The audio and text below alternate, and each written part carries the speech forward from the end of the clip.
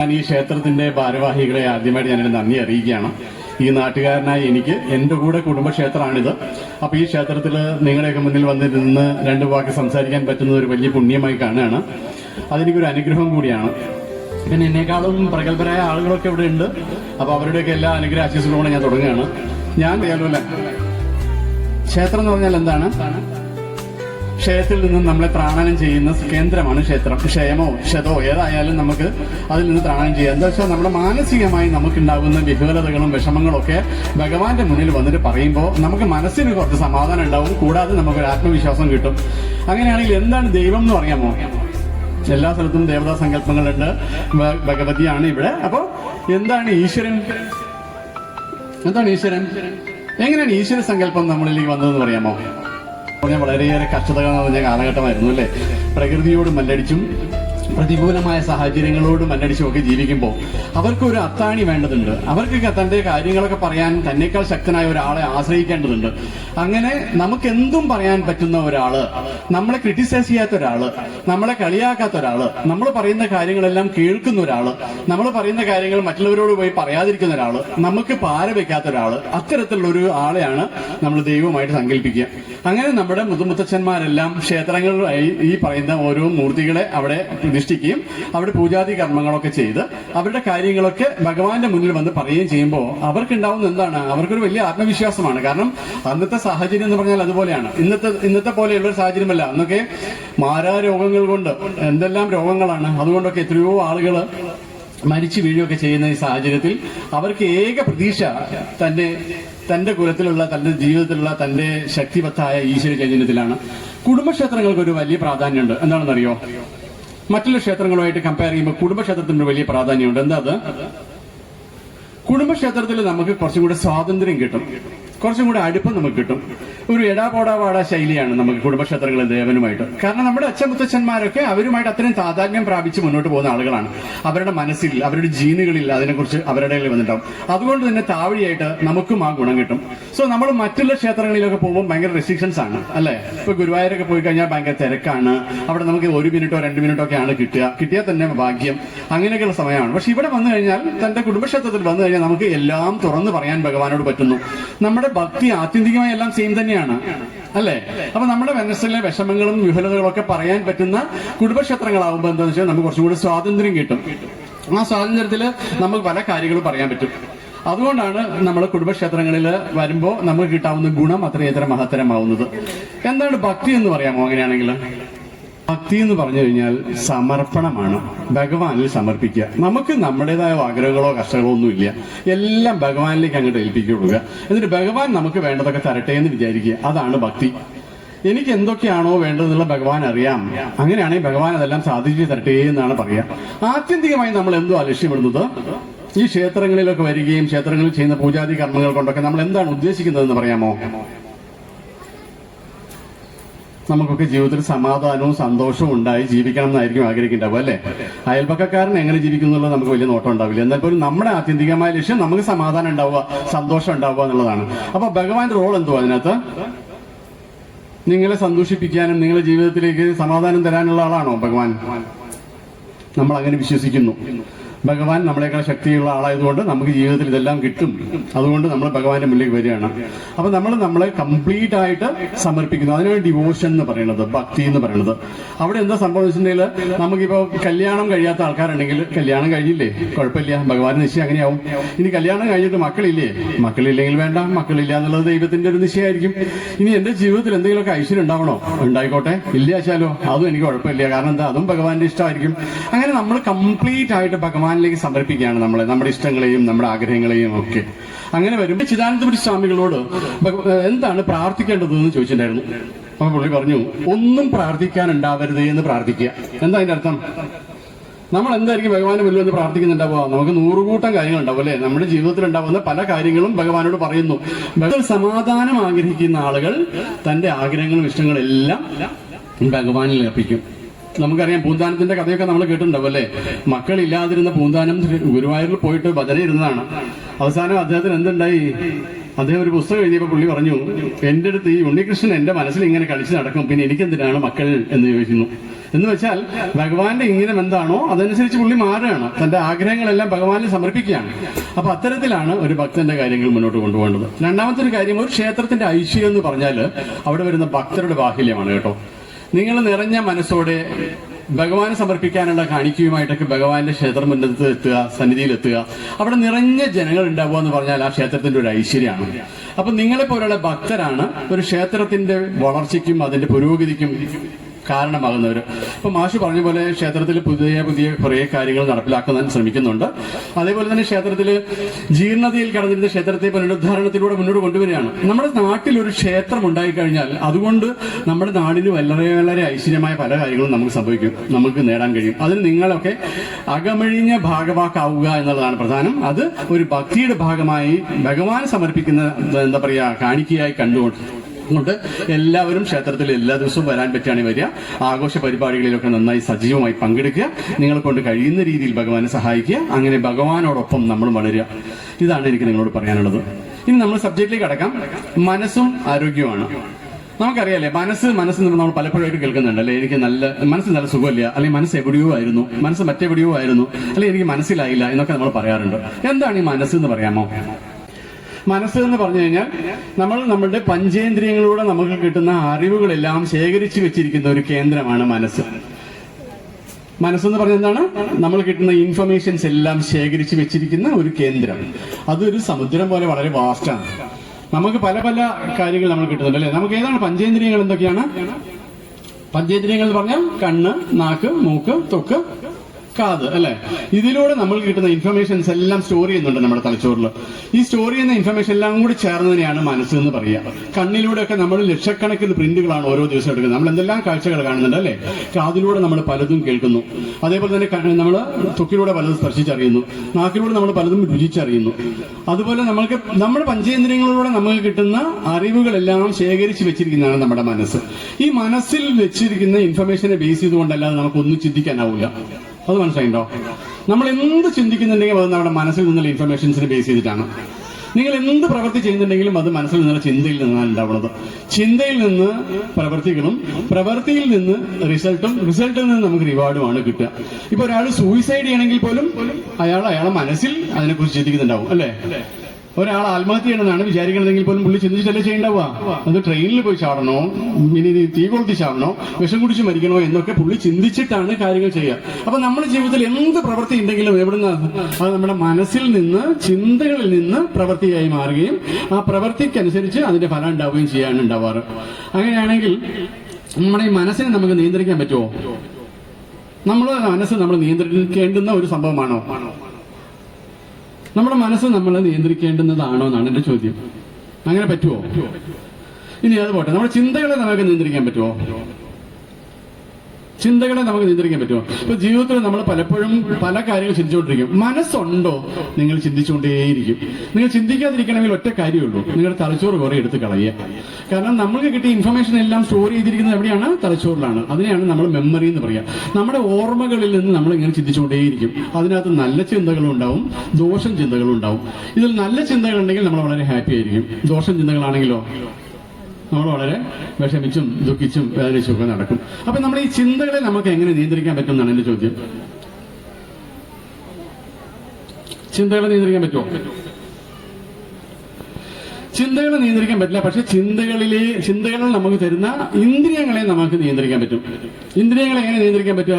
ഇപ്പൊ ഒരു ഉദാഹരണത്തിന്, നിങ്ങളൊരു വളരെ ഫിറ്റായ ഒരാളാണെന്ന് വെച്ചോളൂ. നിങ്ങൾ സാധാരണ ആരോഗ്യപരമായ രീതിയിൽ നമ്മുടെ ഹെൽത്ത് എല്ലാം ചെക്ക് ചെയ്ത് നിങ്ങളുടെ ബ്ലഡിന്റെ കാര്യമായാലും കൊളസ്ട്രോളിന്റെ കാര്യമായാലും ഷുഗറിന്റെ കാര്യമായാലും പ്രഷറിന്റെ കാര്യമായാലും ഒക്കെ നിങ്ങൾ വളരെ ഫിറ്റാണ്. അങ്ങനെയുള്ള ഒരാളിലേക്ക് ഒരു ഫോൺ കോൾ വരികയാണ്. ആ ഫോൺ കോളിലൂടെ പെട്ടെന്ന് അവരൊരു വളരെ ക്ലോസ് ആയ ഒരു റിലേറ്റീവിന്റെ മരണവാർത്തയാണ് അറിയുന്നത്. മൂപ്പര് പെട്ടെന്ന് ഡെസ്പായി പോകും അല്ലെ. അതുവരെ ആരോഗ്യവാനായിരുന്ന ഹെൽത്തി ആയിരുന്ന ഒരു മനുഷ്യന് ഒരു ഫോൺ കോളിലൂടെ പെട്ടെന്ന് തന്നെ തളർന്നു പോകേണ്ടി വരുന്ന ഒരു അവസ്ഥ വരിക എന്ന് പറഞ്ഞാൽ നമ്മുടെ പഞ്ചേന്ദ്രിയങ്ങളിലൂടെ കിട്ടുന്ന ഇൻഫർമേഷൻ നമ്മളെ തളർത്താൻ സഹായിക്കുന്നു എന്നാണ് എന്റെ അർത്ഥം. അപ്പൊ അങ്ങനെയാണെങ്കിൽ നമുക്ക് ഈ പഞ്ചേന്ദ്രിയങ്ങളെ നിയന്ത്രിച്ചുകൊണ്ട് നമ്മുടെ മനസ്സിനെ നിയന്ത്രിക്കാൻ പറ്റും. മനസ്സിനെ നിയന്ത്രിക്കുന്നതോടുകൂടി നമ്മുടെ ചിന്തകളെ നമുക്ക് അതിനനുസരിച്ച് പ്രാവർത്തികമാക്കാൻ പറ്റും, അല്ലെങ്കിൽ ചിന്തകൾ അതിനനുസരിച്ച് ക്രോഡീകരിക്കാൻ പറ്റും തോന്നും. അപ്പൊ ജീവിതത്തിൽ എങ്ങനെ സന്തോഷം ഉണ്ടാവുക? ആത്യന്തികമായി നമ്മളെല്ലാം ചെയ്യാൻ ആഗ്രഹിക്കുന്നത് സന്തോഷിക്കുക എന്നുള്ളതാണ്. എങ്ങനെയാ സന്തോഷം ഉണ്ടാവുക? നമുക്ക് എന്താണ് സന്തോഷം എന്ന് പറയാമോ? സന്തോഷം എന്താണ്? സന്തോഷം എന്ന് പറഞ്ഞാൽ നമുക്കുള്ള അനുഗ്രഹങ്ങളുടെ സെലിബ്രേഷനാണ് സന്തോഷം. നമുക്കുള്ള അനുഗ്രഹങ്ങളുടെ ആഘോഷമാണ് സന്തോഷം. നമുക്ക് എന്തൊക്കെ അനുഗ്രഹങ്ങളുണ്ട്? നമുക്ക് എന്തെങ്കിലുമൊക്കെ അനുഗ്രഹം ഉണ്ടോ ജീവിതത്തിൽ? എന്തെങ്കിലും മേന്മകളുണ്ടോ നമുക്ക് പറയാൻ? അതോ നമുക്ക് എന്നും ദാരിദ്ര്യമാണോ പറയാനുള്ളത്? അപ്പൊ സന്തോഷിക്കണമെങ്കിൽ നമുക്ക് എന്ത് വേണം? നമ്മുടെ ജീവിതത്തിലുള്ള നമ്മുടെ മേന്മകൾ എന്തൊക്കെയാണെന്ന് തിരിച്ചറിയാൻ കഴിയണം. അതിനെന്ത് വേണം? നമ്മളിലേക്ക് നോക്കാൻ കഴിയണം. ഇവിടെ ഇപ്പൊ ബോംബെ സിറ്റിയിൽ 21 നില ബിൽഡിംഗ് ആണ് നമ്മുടെ അംബാനിക്കുള്ളത്, അല്ലേ?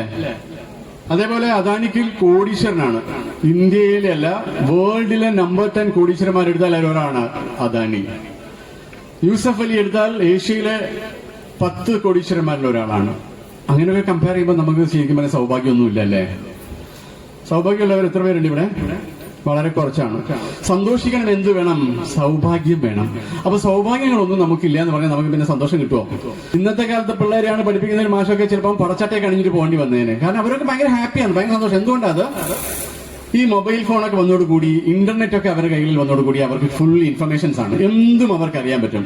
അവരുടെ സ്ക്രീനിൽ കാണുകയാണ് ലോകത്ത് നടക്കുന്ന എല്ലാ കാര്യങ്ങളെ കുറിച്ചും. ഈ ഇൻഫർമേഷൻസ് എല്ലാം അറിഞ്ഞു കഴിയുമ്പോൾ അവർക്ക് പിന്നെ ജീവിതത്തിൽ ഒന്നും അറിയാനില്ല, പിന്നെ ബോറിംഗ് ആണ്. നമ്മുടെ ഈ ജനറേഷനിൽപ്പെട്ട ആളുകൾക്കൊന്നും അധികം അത്ര അങ്ങനെ ബോറിംഗ് തോന്നുന്നുണ്ടായിരുന്നില്ല, അല്ലേ? കാരണം നമുക്ക് ബോറടിച്ചിരുന്നില്ല. കാരണം നമ്മൾ അത്രയും ജിജ്ഞാസ ഉണ്ടായിരുന്നു, ജീവിതത്തിൽ പലതും നമുക്ക് അറിയാനുണ്ടായിരുന്നു. ഇന്ന് എല്ലാ കുട്ടികൾക്കും എല്ലാം ഫിംഗർ ടിപ്പിൽ അറിയാം. അവർക്ക് അതുകൊണ്ട് ജീവിതം ബോറിംഗ് ആണ്. അങ്ങനെ വരുമ്പോൾ അവർക്ക് എന്താകും? അവർക്ക് സന്തോഷം വേണ്ടതുണ്ടെങ്കിൽ അവർ ബാഹ്യമായ എന്തെങ്കിലുമൊക്കെ തേടി പോകുന്നു. അതുകൊണ്ടാണ് ഇന്നത്തെ കാലത്ത് മദ്യത്തിനും മയക്കുമരുന്നിനൊക്കെ അടിമകളായി പിള്ളേർ പോകുന്നതിന്റെ പ്രധാന കാരണം. നമ്മൾ എത്ര പേർക്ക് കൊറോണ വന്നിട്ടുണ്ട്? കൊറോണ വന്ന എത്ര പേരുണ്ട്? ഈ കൊറോണ വന്നിട്ട് മരിച്ചുപോയ ആൾക്കാരുടെ കണക്കറിയാമോ? കൊറോണ വന്ന് മരിച്ചുപോയ ആളുകൾ കോടിക്കണക്കാണ്. അത്രയും ആളുകൾ മരിച്ചു പോയിട്ടും നമ്മൾ ഇന്ന് ഇവിടെ ജീവിച്ചിരിപ്പുണ്ട്, അല്ലേ? അത് നമുക്കൊരു ഗുണമല്ലേ? എന്നും രാവിലെ എണീറ്റിട്ട് നമുക്ക് ശ്വസിക്കാൻ പറ്റുന്നുണ്ട്, അതൊരു വലിയ ഗുണമല്ലേ? നമ്മുടെ മനസ്സിന്റെ ഒരു പ്രത്യേകത അതാണ്. നമ്മുടെ തലച്ചോറിന്റെ ഒരു അജണ്ടയാണത്. നമ്മൾ എന്തെങ്കിലുമൊക്കെ ഇങ്ങനെ എൻഗേജ് ആക്കി വെക്കുക, എന്നിട്ട് എനർജി സേവ് ചെയ്യുക എന്നാണ് അതിന് പറയാം. നമ്മുടെ കണ്ടില്ലേ, മൊബൈൽ ഫോൺ യൂസ് ചെയ്യുന്ന ആളുകൾക്കറിയാം അതിനകത്ത് എനർജി സേവിംഗ് എന്നൊരു മോഡ് ഉണ്ട്. കണ്ടിട്ടുണ്ടോ? നമ്മുടെ ബാറ്ററിയുടെ ചാർജ് ഏകദേശം ഒരു 10% കഴിയുമ്പോൾ നമ്മളോട് ചോദിക്കും, നിങ്ങളുടെ മൊബൈൽ ഫോൺ എനർജി മോഡിലോട്ട് മാറ്റട്ടെ. നിങ്ങൾ ഓക്കെ പറഞ്ഞു കഴിഞ്ഞാൽ അതിനകത്തുള്ള പല അൺവാണ്ടഡ് ആയിട്ടുള്ള ആക്ടിവിറ്റീസ് എല്ലാം അത് റെഡ്യൂസ് ചെയ്തിട്ട് നമ്മളെ എനർജി സേവിംഗ് മോഡിലോട്ട് മാറ്റും. നമ്മളെ ആക്ടിവിറ്റീസിൽ ഒന്നും ഇൻവോൾവ് ചെയ്യിപ്പിക്കാതെ നമ്മൾ എന്തിലെങ്കിലും ഒക്കെ ഇങ്ങനെ ഡള്ളായിട്ടിരിക്കും. അതുകൊണ്ടാണ് നമുക്ക് അലസത തോന്നുന്നത്, നമുക്ക് മടി തോന്നുന്നത്, നമുക്ക് ഇങ്ങനെ എന്തെങ്കിലുമൊക്കെ ഒന്നും ചെയ്യാതെ വീട്ടിലിരിക്കണമെന്ന് അടഞ്ഞുകൂടിയിരിക്കണം തോന്നുന്ന കാര്യം ഈ ഒരു സംഭവമാണ്. ഇത് നമുക്ക് മനസ്സിലായാൽ മാത്രമേ നമുക്കതിനെ പ്രതിരോധിക്കാൻ പറ്റൂ. അപ്പൊ നമുക്ക് ദുഃഖമുണ്ടാവുന്ന എന്താണെന്നുള്ള കാര്യം തിരിച്ചറിഞ്ഞാൽ മാത്രമാണ് നമുക്ക് അതിനെ അതിജീവിക്കാൻ പറ്റൂ, അല്ലെങ്കിൽ അതിനെ മാറ്റി നിർത്തിക്കൊണ്ട് നമുക്ക് മുന്നോട്ട് പോകാൻ പറ്റൂ. ഇന്ദ്രിയങ്ങളെ നിയന്ത്രിച്ചുകൊണ്ട് നമുക്ക് ജീവിതത്തിൽ സന്തോഷത്തിലോട്ട് കൊണ്ടുപോകാൻ പറ്റുന്ന ആളുകളുണ്ട്. ഈ ഇന്ദ്രിയങ്ങളെ നിയന്ത്രിക്കുക എന്ന് പറഞ്ഞാൽ നമുക്കറിയാം, നമ്മൾ ഫാനിനെ കുറിച്ച് കേട്ടിട്ടുണ്ടാവും, അല്ലേ? 2 തരം ഫാനുകളാണുള്ളത്. ഒന്ന് കാറ്റിൽ നിന്ന് വൈദ്യുതി ഉൽപ്പാദിപ്പിക്കുന്ന ഫാനും, ഒന്ന് വൈദ്യുതിയിൽ നിന്ന് കാറ്റ് ഉൽപ്പാദിപ്പിക്കുന്ന ഫാനും. കണ്ടിട്ടുണ്ടോ? നമ്മുടെ വീടുകളിലൊക്കെ ഉള്ളത് വൈദ്യുതിയിൽ നിന്ന് കാറ്റ് ഉൽപ്പാദിപ്പിക്കുന്ന ഫാനുകളാണ്. അതേപോലെ ഈ കാറ്റിൽ നിന്ന് വൈദ്യുതി ഉൽപ്പാദിപ്പിക്കുന്ന നമുക്കറിയാം വിൻഡ് മിൽസ് എല്ലാം അങ്ങനെയാണ്. അപ്പൊ നമ്മൾ നമ്മുടെ ശരീരത്തിൽ നമ്മളുടെ പല ഓർഗൻസിനെയും എന്താ പറയുക കണക്ട് ചെയ്ത് ഉൽപ്പാദിപ്പിക്കുന്ന കുറെ ഹോർമോണുകളുണ്ട്. ഈ ഹോർമോണുകൾ നമ്മുടെ ശരീരത്തിൽ പല മാറ്റങ്ങളും ഉണ്ടാക്കും. എങ്ങനെയാ ക്യാൻസർ ഉണ്ടാവുക? ക്യാൻസർ എന്ന് പറഞ്ഞു കഴിഞ്ഞാൽ നമ്മുടെ ശരീരത്തിലെ കോശങ്ങൾ വിഘടിക്കുന്നുണ്ട്, അല്ലെ? അത് മൾട്ടിപ്പിൾ ആവുന്നുണ്ട്. ഈ മൾട്ടിപ്പിൾ ആവുന്ന കോശങ്ങളിൽ ഉണ്ടാവുന്ന വ്യത്യാസങ്ങൾ അല്ലെങ്കിൽ വ്യതിയാനങ്ങളാണ് ക്യാൻസർ സെല്ലുകളായിട്ട് മാറുന്നത്. എന്ന് വെച്ചാൽ ശരീരത്തിൽ നമ്മൾ എന്തെങ്കിലും ആക്റ്റീവായിട്ടിരിക്കുമ്പോൾ മാത്രമേ ഓക്സിജനേറ്റഡ് ആയിട്ടുള്ള ബ്ലഡ് ശരീരത്തിന്റെ എല്ലാ കോശങ്ങളിലും എത്തും. ഓക്സിജനേറ്റഡ് ബ്ലഡ് എന്ന് പറഞ്ഞാൽ എന്താ? നമ്മുടെ ശരീരം ശ്വാസോച്ഛ്വാസം എടുക്കുകയും ആ ശ്വാസോച്ഛ്വാസത്തോട് കിട്ടുന്ന ഓക്സിജൻ ബ്ലഡുമായി മിക്സ് ചെയ്ത് ആ ബ്ലഡ് ഹൃദയം പമ്പ് ചെയ്ത് ശരീരത്തിന്റെ എല്ലാ കോശങ്ങളിലേക്കും എത്തിക്കുക എന്നുള്ളതാണ് ഉദ്ദേശിക്കുന്നത്. അങ്ങനെ എത്തിക്കുമ്പോൾ എവിടെയും ഡെഡ് സെല്ലുകൾ ഉണ്ടാവില്ല. നമുക്ക് എന്ത് വേണം? നമ്മൾ വളരെ ആക്റ്റീവായിട്ടിരിക്കണം. ആക്റ്റീവായിട്ടിരിക്കാൻ എന്ത് വേണം? നമ്മൾ ഹാപ്പി ആയിട്ടിരിക്കണം. ഹാപ്പി ആയിട്ടിരിക്കാൻ എന്ത് വേണം? ഹാപ്പിനെസ് നമ്മൾ കണ്ടെത്തുകയാണ് വേണ്ടത്. അതിന് നമ്മുടെ ശരീരത്തിൽ ഉൽപ്പാദിപ്പിക്കുന്ന 4 ഹോർമോണുകളാണ് ഹാപ്പി ഹോർമോൺസ്. കേട്ടിട്ടുണ്ടോ? അതിന് ഡോസ് എന്നാണ് പറയുക. Dose: dopamine, oxytocin, serotonin and endorphin. ഈ 4 ഹോർമോൺസ് നമുക്ക് ഭക്ഷണത്തിലൂടെ കിട്ടുന്നതല്ല. നമ്മുടെ പിറ്റ്യൂട്ടറി ഗ്ലാൻസ് ആയാലും അതുപോലെ പാൻക്രിയാസ് ആയാലും ഒക്കെ ഉൽപ്പാദിപ്പിക്കേണ്ടുന്ന ഹോർമോണുകളാണ്. ആ ഹോർമോണുകൾ ഉണ്ടെങ്കിൽ നമുക്ക് ശരീരത്തിൽ നിന്നുണ്ടാകും ഹാപ്പി ഹോർമോൺസുകൾ ഉണ്ടാവും. ഈ ഡോപ്പമിൻ എന്ന് പറയുന്ന ഹോർമോൺ വളരെ എസെൻഷ്യൽ ആയ ഒരു ഹോർമോണാണ്. അത് പക്ഷേ എന്താണ്, ഒരു അഡിക്റ്റീവ് ഹോർമോൺ എന്നും കൂടെ പറയാം. എങ്ങനെ ഈ ഡോപ്പമിൻ ശരീരത്തിൽ ഉത്പാദിപ്പിക്കുക? ശരീരത്തിൽ നമുക്ക് ഇപ്പൊ കാപ്പി കുടിച്ചാൽ അല്ലെങ്കിൽ ചായ കഴിച്ചാൽ നമുക്ക് ഡോപ്പമിൻ ഉത്പാദിപ്പിക്കപ്പെടും. അതേപോലെ തന്നെ മദ്യം ചില ആളുകൾക്ക് അറിയാം അല്ലെ, മദ്യപിക്കുന്നതിന്റെ ടെൻഡൻസി ഉണ്ടാക്കുന്നത് അവരിൽ ഡോപ്പമിൻ ഉണ്ടാക്കാൻ വേണ്ടിയിട്ടാണ്. അതുകൊണ്ട് എന്ത് സംഭവിക്കുന്ന വെച്ചാൽ നമ്മൾ ഇന്നൊരു ദിവസം ഒരു കാപ്പി കുടിച്ചു കഴിഞ്ഞാൽ നാളെ നമുക്ക് 2 കാപ്പി കുടിക്കാൻ തോന്നും, ഇന്ന് ഒരു ബഗ് അടിക്കണം തോന്നുമ്പോൾ നാളെ 4 ബഗ് അടിക്കണം തോന്നും. അങ്ങനെ നമ്മൾ അതിനോട് അഡിക്റ്റീവ് ആയി പോകും. നമ്മൾ ഡോപ്പമിൻ ഉണ്ടാവും. ഡോപ്പമിൻ ഇല്ല എങ്കിൽ എന്താവും, നമുക്കൊന്നും ഒരു ഊർജ്ജസ്വലത ഉണ്ടാവില്ല, ഒരു ആക്റ്റീവ്നെസ് ഉണ്ടാവില്ല. അപ്പൊ ഡോപ്പമിൻ ഈ പറഞ്ഞ പോലെ അഡിക്റ്റീവായിട്ട് അല്ലാതെ നമുക്ക് എങ്ങനെ ഉണ്ടാക്കാം? ശരീരത്തിൽ നമ്മൾ എന്തെങ്കിലുമൊക്കെ ചെയ്തുകൊണ്ടിരിക്കുക, നമ്മൾ എന്തെങ്കിലുമൊക്കെ പ്രവർത്തിക്കുക, നമ്മൾ രാവിലെ എന്തെങ്കിലുമൊക്കെ ചെയ്യണമെന്ന് പ്ലാൻ ചെയ്യുക, എന്നിട്ട് അത് വൈകുന്നേരം ആവുമ്പോൾ ചെയ്തു തീർക്കുക. അങ്ങനെ ചെയ്യുമ്പോൾ നമ്മുടെ ശരീരത്തിൽ ഉണ്ടാവുന്നതാണ് ഡോപ്പമിൻ.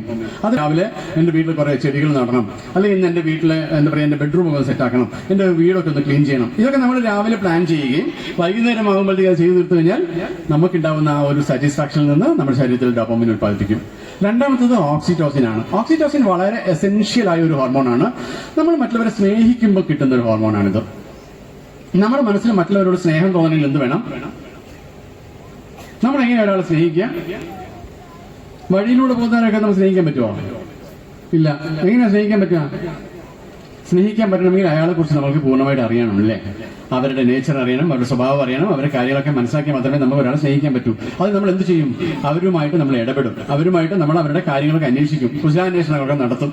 അങ്ങനെ നമുക്ക് അവരുമായി ഇടപെട്ട് കഴിയുമ്പോൾ അവർക്ക് നമ്മളോട് സ്നേഹിക്കാൻ തോന്നും. പക്ഷെ നമ്മൾ എല്ലാവരോടും സ്നേഹിക്കണമെന്നാണ് നമ്മുടെ ശരീരം പറയണത്. എങ്കിൽ മാത്രമേ നമുക്ക് എന്തുണ്ടാവുള്ളൂ? ഓക്സിറ്റോസിൻ ഉണ്ടാവൂ. അതിനെന്ത് വേണം? നമ്മൾ ഒരാളോട് ഇടപെടുമ്പോൾ, നമ്മൾ ഒരാളോട് ദേഷ്യം തോന്നുമ്പോൾ, നമ്മൾക്ക് ഒരാളോട് പക തോന്നുമ്പോൾ, അല്ലെങ്കിൽ നമുക്ക് ഒരാളോട് വെറുപ്പ് തോന്നുമ്പോൾ അത് നമ്മൾക്ക് ദോഷമായി ഭവിക്കുന്നുണ്ട് എന്ന് നമ്മൾ തിരിച്ചറിയുമ്പോൾ നമ്മൾ എന്ത് ചെയ്യും? നമ്മൾ അവരെ വെറുക്കാൻ ശ്രമിക്കില്ല, സ്നേഹിച്ചില്ലെങ്കിൽ പോലും അല്ലേ? അപ്പൊ ഓക്സിറ്റോസിൻ ഉണ്ടാവണമെന്നുണ്ടെങ്കിൽ നമുക്ക് മറ്റുള്ളവരെ സ്നേഹിക്കാൻ കഴിയണം. മറ്റുള്ളവരെ സ്നേഹിച്ചാൽ മതി, മറ്റുള്ളവരെ വേണ്ട സഹായങ്ങൾ ചെയ്തു കൊടുത്താൽ മതി, മറ്റുള്ളവരെ ഹെൽപ്പ് ചെയ്താൽ മതി. ഇപ്പൊ അറബ് കൺട്രീസിലൊക്കെ പോയി കഴിഞ്ഞാൽ നമുക്കറിയാം, അവരിങ്ങനെ ഹഗ് ചെയ്യുന്ന കേട്ടിട്ടുണ്ടാവും, അവരെ കെട്ടിപ്പിടിക്കുന്നുണ്ടല്ലോ. ഇപ്പം ഇസ്ലാമിക് കണ്ടീഷൻസിലൊക്കെ അവർ ബക്രീദ് പെരുന്നാൾ പോലൊക്കെ തമ്മിൽ അവർ തമ്മിൽ ഇങ്ങനെ ആശ്ലേഷിക്കുമ്പോൾ എന്താ ഉണ്ടാവുക? അവരിൽ ഓക്സിറ്റോസിൻ ഉത്പാദിപ്പിക്കപ്പെടും. കാരണം നമ്മൾ ഒരാളെ ചേർത്ത് നിർത്തുകയാണ്, നമ്മൾ ഒരാളെ സ്നേഹിക്കുകയാണ്. എന്ന് പറഞ്ഞ പോലെ നമ്മൾ ഒരാളെ സ്നേഹിക്കുമ്പോൾ നമ്മൾ എന്തുണ്ടാവും? ഓക്സിറ്റോസിൻ ഉണ്ടാകും. അടുത്ത എന്താണ്? DOS, serotonin. സെറോട്ടോണിൻ നമ്മുടെ ശരീരത്തെയും മനസ്സിനെയും ഏകാഗ്രമാക്കാനും സമാധാനമാക്കാനും ഉത്പാദിപ്പിക്കുന്ന ഒരു ഹോർമോണാണ്. അതെങ്ങനെ നമുക്ക് ഉണ്ടാവുക? ധ്യാനം, യോഗ, എക്സസൈസ് ഒക്കെ ചെയ്യുമ്പോൾ നമ്മളിൽ ഉണ്ടാവുന്ന ഒരു ഹോർമോണാണ് ഈ പറഞ്ഞ സെറോട്ടോണിൻ. സെറോട്ടോണിൻ ഹോർമോൺ ഉണ്ടെങ്കിൽ നമ്മുടെ മനസ്സിന് ശരിക്കും പറഞ്ഞ സമാധാനം ഉണ്ടാവും, നമുക്കൊരു എന്താ പറയുക സന്തോഷം ഉണ്ടാകും. അതേപോലെ നമ്മുടെ ജീവിതത്തിൽ കലുഷിതമായ ഭാവങ്ങൾ ഇല്ലാതാവും. അടുത്താണ് എൻഡോർഫിൻ. എൻഡോർഫിൻ എന്ന് പറഞ്ഞാൽ നമ്മൾ ഈ പറഞ്ഞ പോലെ ജീവിതത്തിൽ എൻഡോർഫിൻ എങ്ങനെ ഉണ്ടാവുക? എൻഡോർഫിൻ എന്ന് പറഞ്ഞാൽ നമ്മൾ സെൽഫ് കെയർ ചെയ്യുമ്പോൾ, നല്ല ഭക്ഷണം കഴിക്കുമ്പോൾ, നമ്മൾ തന്നെ അണിഞ്ഞൊരുങ്ങി ഡ്രസ്സൊക്കെ ചെയ്ത് നമ്മൾ മുന്നോട്ട് വരുമ്പോൾ, അതേപോലെ നമുക്ക് നമ്മളോട് തന്നെ ഒരു അഭിപ്രായം തോന്നുകയൊക്കെ ചെയ്യുമ്പോൾ നമുക്ക് എൻഡോർഫിൻ ഉണ്ടാകും. ഇതാണ് നമുക്ക് ആവശ്യമായ 4 ഹോർമോണുകൾ. ഇതിൽ പരമപ്രധാനമായതാണ് dopamine, oxytocin, serotonin and endorphin. ഇതുണ്ടെങ്കിൽ നമുക്ക് എന്താവും? നമ്മുടെ ശരീരത്തിൽ സന്തോഷം ഉണ്ടാകും. സന്തോഷം ഉണ്ടാവുന്ന ശരീരങ്ങൾ ഈ പറഞ്ഞ പോലെ ബ്ലഡ് സെല്ലുകൾ കുറയും, നമുക്ക് മറ്റു രോഗങ്ങൾ വരാനുള്ള അവസരങ്ങൾ കുറയും. ഇനി നമ്മുടെ മനസ്സിലേക്ക് തന്നെ തിരിച്ചു വരാം. നമ്മുടെ മനസ്സിനെ 2ആയിട്ടാണ് പറയുന്നത്. ഒന്ന് ബോധ മനസ്സും, ഒന്ന് ഉപബോധ മനസ്സും. ബോധ മനസ്സെന്ന് പറഞ്ഞാൽ നമ്മൾ ഉണർന്നിരിക്കുമ്പോൾ ചെയ്യുന്ന കാര്യങ്ങളാണ് ബോധ മനസ്സ്. ഉപബോധ മനസ്സോ നമ്മൾ ഈ ഉണർന്നിരിക്കുമ്പോൾ ചെയ്യുന്ന കാര്യങ്ങൾ ചെയ്ത് ഓട്ടോമാറ്റിക് മോഡിലോട് പോയിരിക്കുന്ന മനസ്സിനെയാണ് ഉപബോധ മനസ്സ് എന്ന് പറയുക. ഓക്കെ, നമ്മളൊരു ദിവസം ചെയ്യുന്ന എല്ലാ കാര്യങ്ങളും നമ്മുടെ ബോധ മനസ്സിലായിരിക്കും രജിസ്റ്റർ ചെയ്യുക. അതിന് നമ്മൾ റീകളക്ട് ചെയ്ത് നമുക്ക് ആവശ്യമുള്ളതിനെ നമ്മുടെ ഉപബോധ മനസ്സിലോട്ട് മാറ്റും. നമ്മുടെ ഈ മനസ്സ് എങ്ങനെയാണ് പ്രവർത്തിക്കുന്നത് പറയാമോ? നമുക്കൊരു ഓക്കെ ആണോ? പ്രകൃതിക്ക് ഒരു കുഴപ്പമുണ്ട്. പ്രകൃതി എന്തിനേയും ദോഷത്തിലേക്കാണ് കൊണ്ടുപോവുക. കാരണം നമ്മൾ പ്രകൃതിക്ക് വിരുദ്ധമായിട്ടാണ് ജീവിക്കുന്നത്. ഇപ്പൊ ഒരു ഗ്ലാസ് പാല് നമുക്കതിനെ കേടുകൂടാതിരിക്കാൻ എന്ത് ചെയ്യണം? പാല് നമ്മൾ തിളപ്പിച്ച് അതിനെ ഒരു നിശ്ചിത ടെമ്പറേച്ചറിൽ മെയിൻറ്റെയിൻ ചെയ്യണം അല്ലേ? ഒരു ഐസ് ഉണ്ടാവണമെങ്കിലോ ഒരു വെള്ളത്തിനെ ഒരു നിശ്ചിത ടെമ്പറേച്ചറിൽ മെയിൻറ്റെയിൻ ചെയ്താലേ അത് ഐസ് ആവുള്ളൂ. ഐസിനെ മാറ്റാൻ എന്താ ചെയ്യേണ്ടത്? അതിന് ചുമ്മാ വെച്ചാൽ മതി അല്ലേ? മേശപ്പുറത്ത് ഒരു പാത്രത്തിൽ ഐസ് വെച്ച് കഴിഞ്ഞാൽ ആ ഐസ് ഓട്ടോമാറ്റിക്കലി വെള്ളമായിട്ട് മാറും. എന്ന് പറഞ്ഞ പോലെ തക്കാളി കേടുവരാതിരിക്കാൻ എന്ത് വേണം? നമ്മൾ ഒരു നിശ്ചിത ടെമ്പറേച്ചറിൽ അതിനെ മെയിൻറ്റെയിൻ ചെയ്യേണ്ടതുണ്ട്. എങ്കിൽ മാത്രമേ അതിന് അതേപോലെ. നമ്മുടെ ശരീരം അതുപോലെ തന്നെയാണ്. നമ്മുടെ ശരീരത്തിന് രോഗം വരാതിരിക്കണമെങ്കിൽ നമ്മൾ അതിന് നിരന്തരമായ പ്രയത്നങ്ങളും ശ്രമങ്ങളും നടത്തേണ്ടതുണ്ട്. രാവിലെ നമുക്കറിയാം, എല്ലാവർക്കും അറിയാം 24 മണിക്കൂറാണ് അല്ലെ ഒരാൾക്ക് ഉണ്ടാവുക. ഈ 24 മണിക്കൂർ ഒരു 10 മണിക്കൂർ നമ്മൾ ഉറങ്ങാനും മറ്റു കാര്യങ്ങളൊക്കെ പോട്ടെ എന്ന് വിചാരിക്കാം. പിന്നെ ജോലിക്ക് പോകുന്ന ആൾക്കാരാണെങ്കിൽ ഒരു 8-10 മണിക്കൂർ പോകും. എന്നാലും 4 മണിക്കൂറുണ്ട്. ഈ 4 മണിക്കൂറിനകത്ത് 1 മണിക്കൂർ നമുക്ക് വേണ്ടി ചെലവഴിക്കുന്ന എത്ര പേരുണ്ട് ഇതിനകത്ത്? എനിക്കറിയാം, മകള് ഡോക്ടറാണ്, അതുകൊണ്ട് തന്നെ ടീച്ചറാണ്. അവർ രാവിലെ ഞാൻ പോകുമ്പോൾ നടക്കാൻ പോകാറുണ്ട്. മകളെ ബുദ്ധിമുട്ടിക്കേണ്ടെന്നുള്ളതുകൊണ്ടല്ല, നമുക്ക് രോഗം വരാതിരിക്കുന്നതാണ്. നമ്മൾ ആദ്യം മനസ്സിലാക്കേണ്ട ഒരു കാര്യം എന്താണെന്ന് വെച്ചിട്ടുണ്ടെങ്കിൽ, ഈ ലോകത്ത് നമ്മൾ തനിച്ചാണ് ജീവിക്കുന്നത് കേട്ടോ. നമുക്ക് ബാക്കിയുള്ള എല്ലാവരും നമ്മുടെ കൂടെ ഉണ്ടെങ്കിൽ അതൊക്കെ ചെറിയ എന്താ പറയാ, അതൊക്കെ ഒരു അഡീഷണൽ ഫെസിലിറ്റിയാണ്. നമ്മളാണ് ജീവിക്കുന്നത്, നമ്മളാണ് അനുഭവിക്കുന്നത്, കഷ്ടതയാണെങ്കിലും സന്തോഷമാണെങ്കിലും. അപ്പൊ നമുക്ക് വീട്ടിൽ എല്ലാ ഫെസിലിറ്റി ഉണ്ടെന്ന് പറഞ്ഞിട്ട് കാര്യമില്ല. നമ്മൾക്ക് ജീവിതത്തിൽ സന്തോഷം ഉണ്ടാവണമെങ്കിൽ, രോഗം വരാതിരിക്കുകയാണെങ്കിൽ നമ്മൾ വേണം മെനക്കെടാൻ. ഇനിയിപ്പോ അംബാനിയുടെ മോനാണെങ്കിൽ പോലും അദ്ദേഹം ഒരു ജിമ്മിൽ വരികയാണെങ്കിൽ അദ്ദേഹത്തിന് വേണ്ടുന്ന കൂടെ ഫിസിക്കൽ ട്രെയിനർ ഉണ്ടാകും, ഡോക്ടർ ഉണ്ടാകും, അദ്ദേഹത്തിന് ഹെൽത്ത് കാര്യങ്ങൾ ചെക്ക് ചെയ്യാനൊക്കെ ഉണ്ടാവും. പക്ഷെ എക്സസൈസ് ചെയ്യേണ്ടത് അയാൾ തന്നെയാണ്. നമ്മൾ പണ്ടൊക്കെ ഭക്ഷണം കഴിക്കുക എന്ന് പറഞ്ഞിരുന്നെങ്കിൽ നമ്മുടെ ആരോഗ്യം നിലനിർത്താനായിരുന്നു ഭക്ഷണം കഴിച്ചിരുന്നത്, വിശപ്പ് മാറാനായിരുന്നു ഭക്ഷണം കഴിച്ചിട്ടുണ്ടായിരുന്നത്. മാത്രമല്ല അന്നൊക്കെ അധ്വാനം വളരെയേറെ കൂടുതലായിരുന്നു. ഇന്നത്തെ നമുക്ക് അങ്ങനെയാണോ? ഇന്ന് വീട്ടിനകത്ത് ഒരു ലിഫ്റ്റ് വെക്കുന്നുണ്ട്, കണ്ടിട്ടുണ്ടോ? നമ്മൾ അത്രയ്ക്കും ഈസായി, നമ്മൾക്ക് ജീവിതത്തിൽ കഷ്ടതകൾ ഇല്ലാതായി, നടന്നു പോകേണ്ട ആവശ്യമില്ല. എല്ലാവരുടെ വീട്ടിലും 2 വീലർ ഉണ്ട്, 4 വീലർ ഉണ്ട്, അല്ലെ? നമ്മളുടെ ജീവിതത്തിലെ ആയാസങ്ങൾ കുറഞ്ഞു, ഭക്ഷണത്തിന്റെ അളവ് കൂടി. അതുകൊണ്ട് തന്നെ ലൈഫ് സ്റ്റൈൽ ഡിസീസ് എന്ന് പറഞ്ഞിട്ട് പലതും വരാൻ തുടങ്ങി, അല്ലെ? നമ്മൾ ഇതിനു മുമ്പ് കേട്ടിട്ടുണ്ടോ ലൈഫ് സ്റ്റൈൽ ഡിസീസ്? ഇത് ശരീരത്തിന് വേണ്ടതൊക്കെ നമ്മൾ കൊടുക്കാൻ കഴിയണം. ഭക്ഷണം വീണ്ടുപോലും കഴിച്ചിട്ട് വെറുതെ ഇരുന്ന് കഴിഞ്ഞാലോ നമുക്കറിയാം, നമുക്ക് ദുർമേധസ് ഉണ്ടാവും, കൊഴുപ്പുണ്ടാവും. ഈ കൊഴുപ്പാണ് കൊളസ്ട്രോളായി മാറുക. നമുക്ക് കൊളസ്ട്രോൾ ആവശ്യമുള്ളതാണോ അല്ലയോ? കാരണം നമ്മുടെ സെല്ലുകൾ ഉണ്ടാക്കിയിരിക്കുന്നത് കൊളസ്ട്രോൾ കൊണ്ടാണ്, നമ്മുടെ തലച്ചോറ് ഉണ്ടാക്കിയിരിക്കുന്നത് കൊളസ്ട്രോൾ കൊണ്ടാണ്. നിങ്ങൾ ഇനി ഒരു ഭക്ഷണം കഴിച്ചില്ലെങ്കിലും നിങ്ങൾ ലിവർ ഉത്പാദിപ്പിക്കുന്ന ഒരു വൈറ്റ് പൗഡറി സാധനമാണ് കൊളസ്ട്രോൾ. ഈ കൊളസ്ട്രോൾ നമ്മളെ എന്ത് ചെയ്യുന്നു? പ്രൊട്ടക്ട് ചെയ്യുന്നു, ഇൻവേഷൻസിൽ നിന്ന് പ്രൊട്ടക്ട് ചെയ്യുന്നു, ക്യാൻസറിൽ നിന്ന് നമ്മളെ പ്രൊട്ടക്ട് ചെയ്യുന്നു. പക്ഷെ അത് 200ന്റെ മേലെ ആയി കഴിഞ്ഞാൽ, അതിനകത്തുള്ള ട്രൈഗ്ലിസറൈഡ് എന്ന് പറയുന്ന ഒരു ആവശ്യമുണ്ട്. അത് നമ്മുടെ ശരീരത്തിൽ അമിതമായി കഴിഞ്ഞാൽ എന്താവും? അത് നമ്മുടെ ശരീരത്തിലെ വാൾവിന്റെ ഉള്ളിലൂടെ നിരന്തരമായിട്ട് ഒഴുകുമ്പോൾ അതിന്റെ ഉൾഭാഗത്ത് ഡെപ്പോസിറ്റ് ചെയ്യുകയും അതിന്റെ വ്യാസം കുറയുകയും ചെയ്യുമ്പോൾ അവിടെ പ്രഷർ കൂടുകയും സ്ട്രോക്ക് വരാനുള്ള ചാൻസസും കൂടും. അതുകൊണ്ടാണ് നമ്മളടുത്ത് എന്ത് പറയുന്നത്, ഡോക്ടർ എന്ന് പറയുന്നത് കൊളസ്ട്രോളിനെ കൺട്രോൾ ചെയ്യണമെന്ന്. അപ്പൊ നമ്മൾ വേണം ഈ കൊളസ്ട്രോളിനെ കുറയ്ക്കാൻ. അതിന് എന്താ വഴി? നമ്മൾ കഴിക്കുന്ന ഭക്ഷണ പദാർത്ഥങ്ങളെ കുറിച്ചൊക്കെ ഒരു ധാരണ ഉണ്ടാവുക. നമ്മൾ എത്രമാത്രം വറുത്തതും പൊരിച്ചതുമാണ് കഴിക്കുന്നത് നോക്കുക. നാവിന് നല്ല രുചി ഉണ്ടാക്കാൻ വേണ്ടി എല്ലാ ദിവസവും വറുത്ത മീനും പൊരിച്ച കോഴിയൊക്കെ കഴിച്ചു കഴിഞ്ഞാൽ എന്തുണ്ടാവും? കൊളസ്ട്രോൾ ഉണ്ടാവും. അങ്ങനെ കൊളസ്ട്രോൾ ഉണ്ടായി കഴിഞ്ഞാൽ ട്രൈഗ്ലിസറൈഡ് കൂടും, നമുക്ക് സ്ട്രോക്ക് വരാൻ ചാൻസ് ഉണ്ട്. ഡോക്ടറെ അടുത്ത് പോകും, ബ്ലഡ് ചെക്ക് ചെയ്യും, കൊളസ്ട്രോളിന്റെ മരുന്ന് ദിവസം കഴിക്കാൻ പറയും. നമ്മൾ അങ്ങനെ വേണ്ടി നമുക്ക് സുലഭമായി എവിടെ നിന്ന് കിട്ടുക? സൺലൈറ്റിൽ നിന്ന് കിട്ടും, അല്ലെ? നമ്മള് സൂര്യപ്രകാശം, അതും രാവിലെ ഒരു 10 മണി മുതൽ 12 മണി വരെയോ അല്ലെങ്കിൽ 2 മണി വരെയൊക്കെ ഉള്ള വെയിൽ കൊള്ളുമ്പോഴാണ്, പ്രത്യേകിച്ച് ഏഷ്യൻസിന് നമ്മുടെ മെലാനിന്റെ അളവനുസരിച്ച് സൂര്യപ്രകാശത്തിൽ നിന്ന് വിറ്റാമിൻ ഡി അബ്സോർബ് ചെയ്യാൻ കഴിയാം. വിറ്റാമിൻ നമ്മുടെ ശരീരത്തിൽ നമ്മൾ കഴിക്കുന്ന ഭക്ഷണങ്ങളിലൂടെ കിട്ടുന്ന കാൽഷ്യം നമ്മുടെ ശരീരത്തിന് ആവശ്യമായ രീതിയിൽ ഉപയോഗിക്കണമെങ്കിൽ എന്ത് വേണം? വിറ്റാമിൻ ഡി വേണം. ഇത് പറയാനുള്ള കാര്യം എന്താ വെച്ചാൽ, നിങ്ങൾ നിങ്ങളുടെ ജീവിത ശൈലി ശ്രദ്ധിക്കുക, നിങ്ങളുടെ ജീവിതത്തെ ശ്രദ്ധിക്കുക, നിങ്ങളെ ശ്രദ്ധിക്കുക, നിങ്ങളെ സ്നേഹിക്കുക. 1 മണിക്കൂറാണ് ഞാൻ നിങ്ങളോട് ആവശ്യപ്പെടുന്നത്. നിങ്ങൾക്ക് വേണ്ടി 1 മണിക്കൂർ നിങ്ങൾ ചിലവഴിക്കുക. നിങ്ങൾക്ക് പലപ്പോഴും പറയൂലേ, കാലുവേദന ആയതുകൊണ്ട് എനിക്ക് നടക്കാൻ പറ്റില്ല. നിങ്ങൾ ഓടാൻ ആരും പറഞ്ഞില്ലല്ലോ. നടക്കാൻ പറയാന്ന് പറഞ്ഞാൽ എന്താ അർത്ഥം? ചെറിയ ചെറിയ എക്സസൈസ് ചെയ്യുക എന്നുള്ളതാണ്. ഓർത്ത് നടക്കാൻ വയ്യാത്ത ആൾ, അല്ലെങ്കിൽ കാല് പൊട്ടിയിട്ടൊക്കെ പ്ലാസ്റ്റർ കെട്ടിക്കുന്ന ആൾ സ്റ്റിഫ് ആയി കഴിഞ്ഞാൽ അത് പഴയ പോലെ ആക്കണമെങ്കിൽ ഈ പറഞ്ഞ പോലെ ഫിസിയോതെറാപ്പി ഒരു എക്സസൈസ് ആണ്. ഫിസിയോതെറാപ്പി ചെയ്യാന്ന് പറഞ്ഞാൽ അവര് സയന്റിഫിക്കലി നിങ്ങൾക്ക് പറഞ്ഞു തരുന്ന എക്സസൈസ് ആണ്. അത് നമ്മൾ ചെയ്യാൻ തയ്യാറല്ല. കാരണം എന്തറിയോ? നമ്മൾ വളരെ അലസരാണ്, മടിയരാണ്. അപ്പൊ നമ്മൾ എന്ത് ചെയ്യണം? നമ്മുടെ ജീവിതത്തിൽ ഫിസിയോതെറാപ്പി എന്ന് പറഞ്ഞ പോലെ ശരീരത്തെ ശ്രദ്ധിക്കുക. ശ്രദ്ധിച്ചു കഴിഞ്ഞാൽ നമുക്ക് എന്ത് ചെയ്യാൻ പറ്റും? നമുക്ക് രോഗം വരാനുള്ള ചാൻസുകൾ കുറയ്ക്കാൻ പറ്റും. നമുക്ക് നിയന്ത്രിക്കാൻ പറ്റുന്ന ഒരേ ഒരാളേ ഉള്ളൂ. ആരാണെന്ന് പറയാമോ? അത് തന്നെയാണ്. നമ്മളെ നിയന്ത്രിക്കാൻ നമുക്കേ പറ്റൂ. മറ്റുള്ളവരുടെ കാര്യത്തിൽ നമുക്ക് ഒരു കാര്യമില്ല. ഇന്ന് എന്റെ കൂടെ സന്തോഷിച്ചിരിക്കുന്ന അല്ലെങ്കിൽ എന്റെ മിത്രമായി നടക്കുന്ന ആളുകൾ നാളെ എന്റെ ശത്രുവാവാം. അവരിന്ന് എന്നെ കുറിച്ച് നല്ലത് പറയണത് നാളെ മോശം പറയാം. ഇന്നിപ്പോ എന്റെ ഇവരുടെ അഭിപ്രായത്തിനനുസരിച്ച് പറയും. അത് നമ്മളെ ബാധിക്കുന്നതാവരുത്. നിങ്ങളുടെ സന്തോഷത്തിന്റെ കീ അല്ലെങ്കിൽ നിങ്ങളുടെ സന്തോഷത്തിന്റെ റിമോട്ട് നിങ്ങൾ മറ്റുള്ളവരുടെ കയ്യിലാണ് കൊടുത്തെങ്കിലോ നിങ്ങൾക്ക് ജീവിതത്തിൽ സന്തോഷിക്കാൻ പറ്റുമോ? ഒരു എക്സസൈസ് ഞാൻ നിങ്ങൾക്ക് പറഞ്ഞുതരാം. ശ്രദ്ധയെ കുറിച്ചാണ് ഞാൻ നിങ്ങൾക്ക് പറഞ്ഞു തരുന്നത്. ഈ ശ്രദ്ധ എന്ന് പറഞ്ഞാൽ നമ്മുടെ ബോധ മനസ്സിനെയും ഉപബോധ മനസ്സിനെയും എങ്ങനെ കണക്ട് ചെയ്യുന്നുള്ളതാണ്. ഓക്കെ, എല്ലാവരും ഒരു നിമിഷത്തേക്ക് ഒന്ന് കണ്ണടയ്ക്കാമോ? നിങ്ങളിപ്പോ ഇരിക്കുന്ന ഇരിപ്പിടത്തെ കുറിച്ചൊന്ന് ശ്രദ്ധിക്കൂ. നിങ്ങൾ ഇരിക്കുന്നത് കംഫർട്ടാണോ? ഒരു ആരോഗ്യവാനായ മനുഷ്യൻ എങ്ങനെയാണ് ഇരിക്കേണ്ടത്? നേരെ ഇരിക്കുക. നിങ്ങൾ ഇരിക്കുന്ന സ്ഥലത്തെ കുറിച്ചൊക്കെ നിങ്ങളൊന്ന് മനസ്സിൽ കൊണ്ടുവരിക. നിങ്ങളിപ്പോൾ ഉള്ളത് പായോട്ട് അമ്പലത്തിലാണ്, ഭഗവാന്റെ മുന്നിലാണ്. ഭഗവാന്റെ പ്രതിഷ്ഠാ ദിനമാണ് ഇന്ന്. ഈ ക്ഷേത്രത്തെ കുറിച്ചൊക്കെ നമ്മൾ മനസ്സിലാക്കുന്നു. ഇവിടെ വന്ന് നമ്മൾ കുറെ നേരം ഇരുന്ന് പ്രാർത്ഥിച്ചു.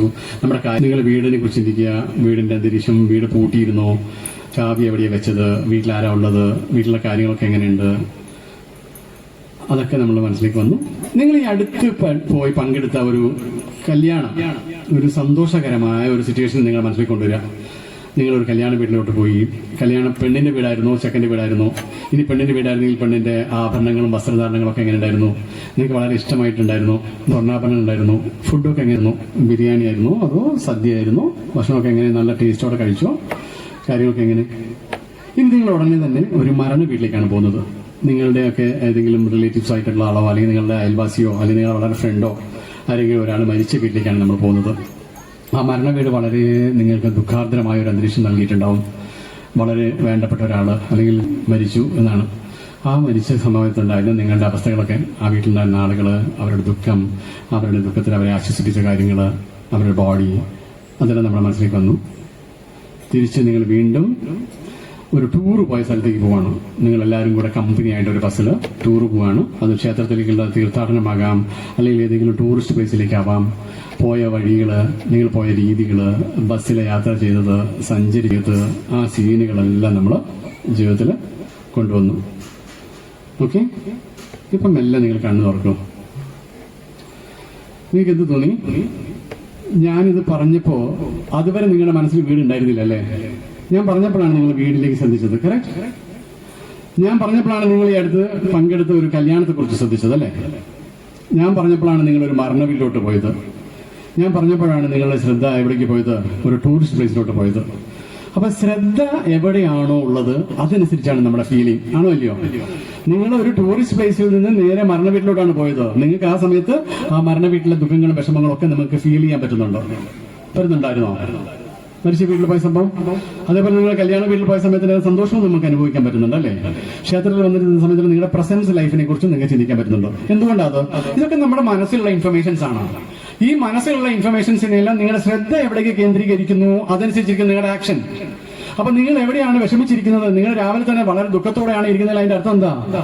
എന്റെ ശ്രദ്ധ എനിക്ക് ദുഃഖം നൽകുന്ന എവിടെയോ ആണ് ഉള്ളത് എന്ന് തിരിച്ചറിഞ്ഞാൽ നിങ്ങൾക്ക് എന്ത് ചെയ്യാൻ പറ്റും? അതിൽ നിന്ന് തന്നെ ഷിഫ്റ്റ് ചെയ്തൂടെ? അതിനെ മാറ്റിക്കൂടെ? മാറ്റാൻ പറ്റൂലേ? ഞാനിപ്പോ എന്തിനാണ് ഇതിനെ ദുഃഖിക്കുന്നത് എന്ന് നിങ്ങൾക്ക് ചിന്തിക്കാൻ കഴിഞ്ഞാൽ, നിങ്ങളുടെ ശ്രദ്ധയെ അതിലോട്ട് കൊണ്ടുവരാൻ പറ്റിയാൽ നിങ്ങൾക്ക് അതിനെ അവിടുന്ന് മാറ്റാൻ പറ്റില്ല. അപ്പൊ നമ്മൾ ശ്രദ്ധ എന്ന് പറയുന്നത് ഒരു ഗ്ലോയിങ് ബോളാണ്. ഗ്ലോയിങ് ബോൾ എന്ന് പറഞ്ഞാൽ തിളങ്ങുന്ന ഒരു ഗോളമാണ് നമ്മുടെ ശ്രദ്ധ. നമ്മൾ എന്തിൽ ശ്രദ്ധിക്കുന്നു അതായിരിക്കും നമ്മുടെ ആക്ഷനിൽ ഉണ്ടാവുക, നമ്മുടെ തിങ്കിങ്ങിൽ ഉണ്ടാവുക. നിങ്ങളിപ്പോ ഒരാളോട് വിഷമവും ദേഷ്യവും വിദ്വേഷമാണ് കൊണ്ട് നടക്കുന്നെങ്കിലോ, നിങ്ങളുടെ ആ മനസ്സിൽ ആ സമയത്ത് നിങ്ങൾക്ക് അവരോട് ദേഷ്യമായിരിക്കും, പകയായിരിക്കും ഉണ്ടാവുക. ഇതിൽ നിന്ന് മാറണമെങ്കിൽ എന്ത് ചിന്തിക്കണം? നമ്മൾക്ക് നമ്മുടെ ഇന്ദ്രിയങ്ങളെ മാറ്റാം. ആരോടെങ്കിലും വെറുപ്പുണ്ടെങ്കിൽ, ആരോടെങ്കിലും പകയുണ്ടെങ്കിൽ, ആരോടും ദേഷ്യമുണ്ടെങ്കിൽ നമ്മുടെ ശരീരം നമ്മളറിയാതെ ഉൽപ്പാദിപ്പിക്കുന്നതാണ് അഡ്രിനൽ കോർട്ടിക്കോട്രോഫി ഹോർമോൺ. ആ അഡ്രിനൽ കോർട്ടിക്കോട്രോഫി ഹോർമോൺ നമ്മുടെ ശരീരത്തിന്റെ പ്രതിരോധ ശേഷിയെ ഇല്ലാതാക്കും. നമുക്ക് രോഗം വരാനുള്ള ചാൻസ് വളരെ കൂടുതലാണ്. അപ്പൊ അതുകൊണ്ട് നമ്മൾ എന്ത് കാര്യങ്ങൾ ശ്രദ്ധിക്കും, എന്താ ചെയ്യേണ്ടത്?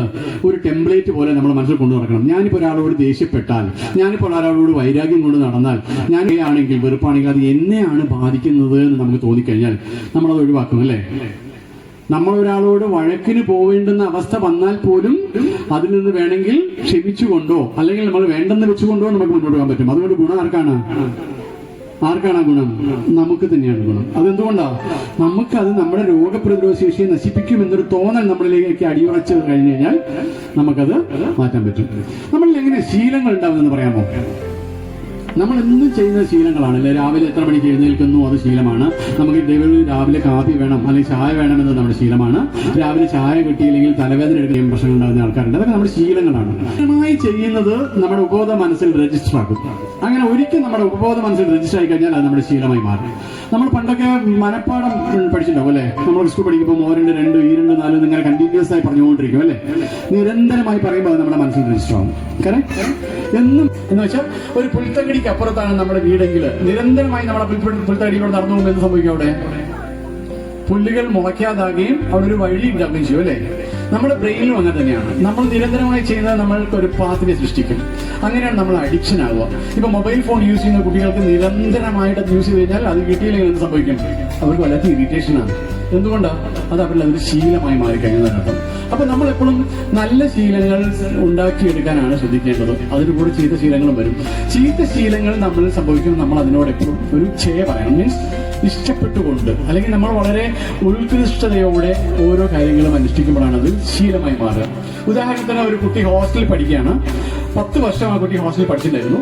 പഠിക്കുമ്പോൾ ഒക്കെ ആ കുട്ടിക്ക് എന്ത് ചെയ്യുന്നത്, എല്ലാ ദിവസവും 4 മണിക്ക് എഴുന്നേൽക്കണമായിരുന്നു. പക്ഷെ 4 മണിക്ക് എഴുന്നേൽക്കുന്ന കുട്ടി അവളുടെ 10 വർഷത്തെ പഠിത്തം കഴിഞ്ഞ് വീട്ടിലേക്ക് വന്നു കഴിഞ്ഞപ്പോൾ അവൾ വീണ്ടും 8 മണിക്കാണ്